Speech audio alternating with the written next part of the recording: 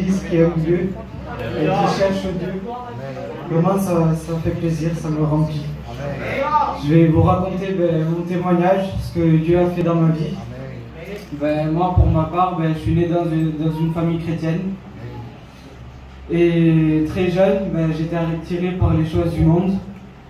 À partir de mes 16 ans, avec le respect que je dois à tout le monde, je commençais à me droguer.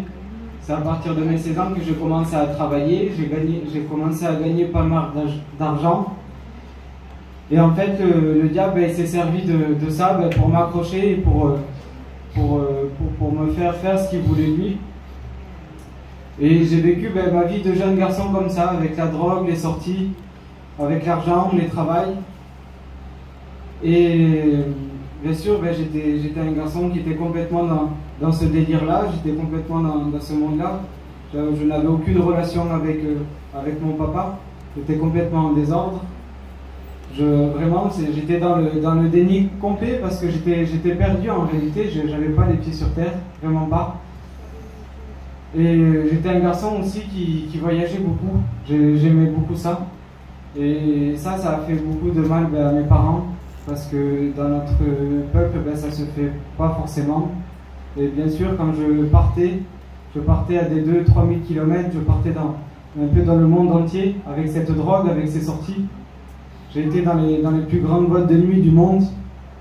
Et ça, quand on a 16-17 ans, c'est quelque chose de terrible.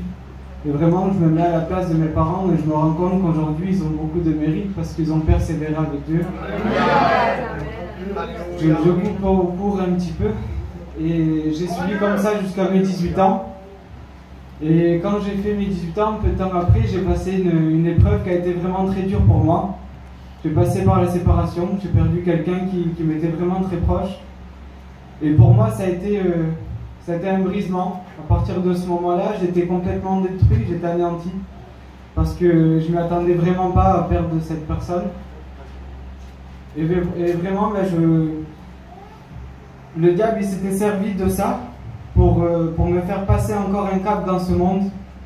Et à partir de ce moment-là, j'ai été encore plus bas dans les choses du monde. J'ai commencé à toucher aux drogues dures.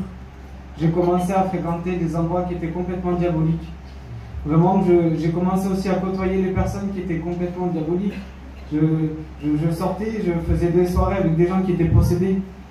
J'étais vraiment dans un très très mauvais délire. Et ça a passé comme ça jusqu'à mes 20 ans. Et à partir de mes 20 ans, je commençais à plus en pouvoir parce que bien sûr ce monde il nous détruit physiquement, il nous détruit mentalement. Et vraiment j'étais au plus bas de ma vie, j'étais en dépression, j'avais perdu 10 kilos, j'étais vraiment au plus bas. Et j'ai le privilège d'avoir un papa qui est serviteur de Dieu.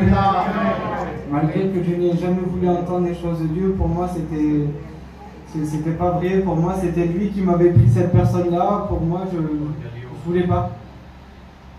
Et malgré, j'ai quand même voulu tenter parce que je me voyais vraiment dans cet état-là. Et puis en voyant aussi le témoignage de mes parents, de ma famille, ça m'a fait quand même prendre cette décision-là.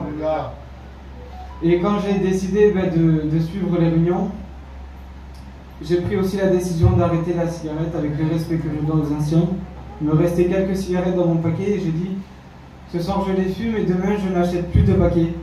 Et avec la gloire de Dieu, le Seigneur m'a délivré de la cigarette. Et peu de temps après, le Seigneur, en espace d'une semaine, même pas.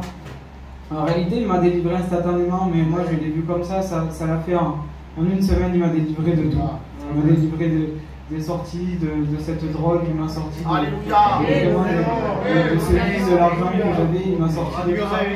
Je glorifie Dieu pour ce qu'il a fait dans ma vie. Et vraiment, si je pourrais donner un conseil, je m'adresse aux parents, persévérer, parce que le Seigneur, il écoute les prières.